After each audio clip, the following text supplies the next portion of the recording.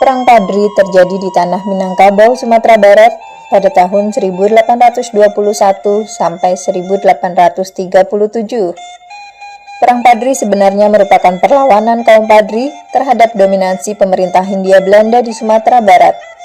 Perang ini bermula dari adanya pertentangan antara kaum Padri dengan kaum adat dalam masalah praktik keagamaan.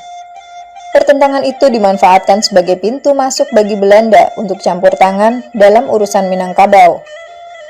Orang-orang yang melakukan gerakan pemurnian ajaran Islam di Minangkabau ini sering dikenal sebagai kaum Padri. Dalam melaksanakan pemurnian praktik ajaran Islam, kaum Padri menentang praktik berbagai adat dan kebiasaan kaum adat yang memang dilarang dalam ajaran Islam, seperti berjudi, menyabung ayam, dan minum minuman keras.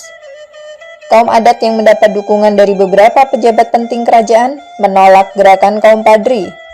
Terjadilah pertentangan antara kedua belah pihak dan timbullah bentrokan antara keduanya. Fase pertama terjadi pada tahun 1821 sampai 1825. Pada fase pertama, kaum Padri menyerang pos-pos dan pencegatan terhadap patroli-patroli Belanda. Bulan September 1821, pos-pos Simawang menjadi sasaran serbuan kaum Padri.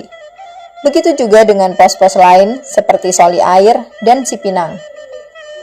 Pasukan Padri menggunakan senjata-senjata tradisional seperti tombak dan parang, sedangkan Belanda dengan kekuatan 200 orang serdadu ditambah sekitar 10.000 pasukan orang pribumi, termasuk juga kaum adat. Belanda menggunakan senjata-senjata lebih modern seperti meriam dan senjata api lainnya. Tuanku Pasaman dengan sisa pasukannya kemudian mengundurkan diri ke Lintau. Sementara itu, pasukan Belanda setelah berhasil menguasai seluruh lembah tanah datar, kemudian mendirikan benteng di Batu Sangkar yang kelak terkenal dengan sebutan Fort van der Kapellen. Perlawanan kaum Padri muncul di berbagai tempat. Tuanku Pasaman memusatkan perjuangannya di Lintau dan Tuanku Nan Renceh memimpin pasukannya di sekitar Baso. Pasukan Tuanku Nan Renceh kemudian menghadapi pasukan Belanda di bawah pimpinan Kapten Govinet. Periode tahun 1821 sampai 1825, serangan-serangan kaum Padri memang meluas di seluruh tanah Minangkabau. Bulan September 1822, kaum Padri berhasil mengusir Belanda dari Sungai Puar, Guguk Sigandang, dan Tajong Alam. Menyusul kemudian di Borneo, kaum Padri harus menghadapi pasukan PH Marinus. Pada tahun 1823, pasukan Padri berhasil mengalahkan tentara Belanda di Kapau. Kesatuan kaum Padri yang terkenal berpusat di Bonjol. Pemimpin mereka adalah Peto Syarif, yang dalam sejarah Perang Padri dikenal sebagai Tuanku Imam Bonjol. Ia sangat gigih memimpin kaum Padri untuk melawan kekejaman dan keserakahan Belanda di tanah Minangkabau. Belanda merasa kewalahan dalam melawan kaum Padri, sehingga mengambil strategi damai. Oleh karena itu, pada tanggal 26 Januari 1824, tercapailah perundingan damai antara Belanda dengan kaum Padri di wilayah Alahan Panjang. Perundingan ini dikenal dengan Perjanjian Masang. Tuanku Imam Bonjol tidak keberatan dengan adanya perjanjian damai tersebut. Akan tetapi, Belanda justru memanfaatkan perdamaian tersebut untuk menduduki daerah-daerah lain. Kemudian Belanda juga memaksa Tuanku Mensiangan dari kota Lawas untuk berunding, tetapi ditolak. Tuanku Mensiangan justru melakukan perlawanan. Tetapi Belanda lebih kuat, bahkan pusat pertahanannya kemudian dibakar dan Tuanku Mensiangan ditangkap. Tindakan Belanda itu telah menimbulkan amarah dari kaum Padri Alahan Panjang dan menyatakan pembatalan perjanjian damai. Tuanku Imam Bonjol menggelorakan kembali semangat untuk melawan Belanda. Dengan demikian, perlawanan kaum Padri masih terus berlangsung di berbagai tempat. Fase kedua berlangsung pada tahun 1825 sampai 1830. Pada tahun tersebut, Kolonel Destuers, yang merupakan penguasa sipil dan militer di Sumatera Barat, berusaha mengadakan kontak dengan tokoh-tokoh Kompadri untuk menghentikan perang dan sebaliknya perlu mengadakan perjanjian damai.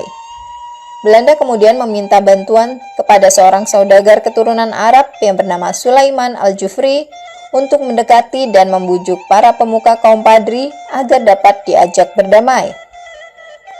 Sulaiman Al-Jufri menemui Tuanku Imam Bonjol agar berside berdamai dengan Belanda.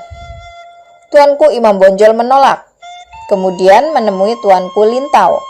Ternyata merespon ajakan damai tersebut. Hal ini juga didukung oleh Tuanku Nan Renceh. Itulah sebabnya pada tanggal 15 November 1825 ditandatangani Perjanjian Padang.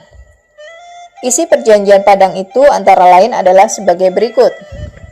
Pertama, Belanda mengakui kekuasaan pemimpin Padri di Batu Sangkar, Sarwaso, Padang Guguk Sigandang, Agam, Bukit Tinggi, dan menjamin pelaksanaan sistem agama di daerahnya. Kedua, kedua belah pihak tidak akan saling menyerang. Ketiga, kedua pihak akan melindungi para pedagang dan orang-orang yang sedang melakukan perjalanan. Dan yang keempat, secara bertahap, Belanda akan melarang praktik adu ayam.